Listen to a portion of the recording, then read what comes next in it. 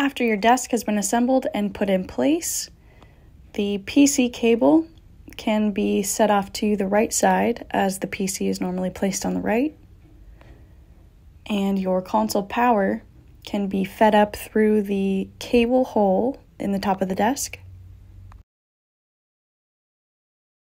You'll then take your USB cable along with PFD and MFD video cables and pass all three through the same hole in the top of the desk. So coming up through the desk, you should have your USB B side PFD and MFD video cables and your console power. On the top of the console desk, you'll notice 3 pre-drilled screw holes on either side. The center holes are for the alignment bolts, which you will find protruding down on the underside of the console. The other 2 front and back holes will be used to secure the console to the desk. This next step is best done with 2 people.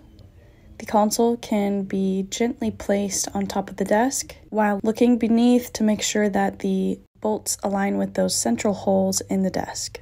Using the supplied 1032 bolts, these will be fed through the bottom of the desk and secure the console in place.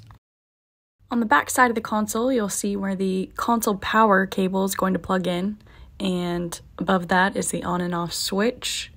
Off to the side of that, you'll see 3 ports where your main USB, PFD video, and MFD video cables are going to plug in. The next step will be to secure the throttle quadrant to the GCU. The 2 red thumb screws are going to first need to be loosened in order to slide up into the groove on both of the right and left sides, as you see here. Once both of those are in place, they can be tightened down. To adjust the height of the throttle quadrant, there is a telescoping foot on the bottom that has more thumb screws that can be adjusted as necessary for the proper height. On the back side of the throttle quadrant, you'll take your throttle USB cable and plug it into the USB Type B port. The other 2 USB ports, as you see here, are unused.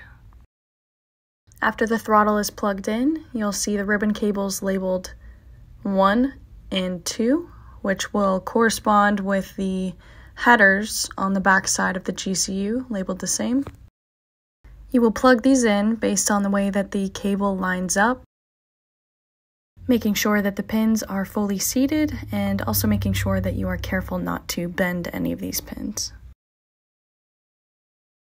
You'll want to place the GCU inside the frame and then take your provided 4 3/8 inch hex screws and tighten down each one in the corner.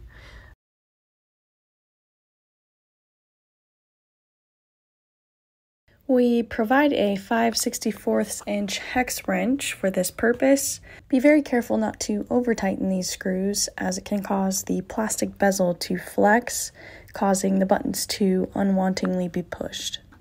Before booting up the PC, you will need to remove the foam inside used during shipping to prevent the graphics card from being damaged. To do so, loosen the 2 thumb screws on the top and bottom and shifting the glass piece to the side and then straight back. And gently wiggle the foam back and forth to remove. To put the glass side piece back on, start with the front side and snapping the back in second, lining up the 2 thumb screws in the back and tightening those back up. Once you have completed setting up the hardware, you can make your final connections to the PC. Everything will be labeled on the cables along with the back of the PC, so you know where everything goes. The best placement for the PC is going to be to the right side of the throttle quadrant and pushed back up underneath the desk.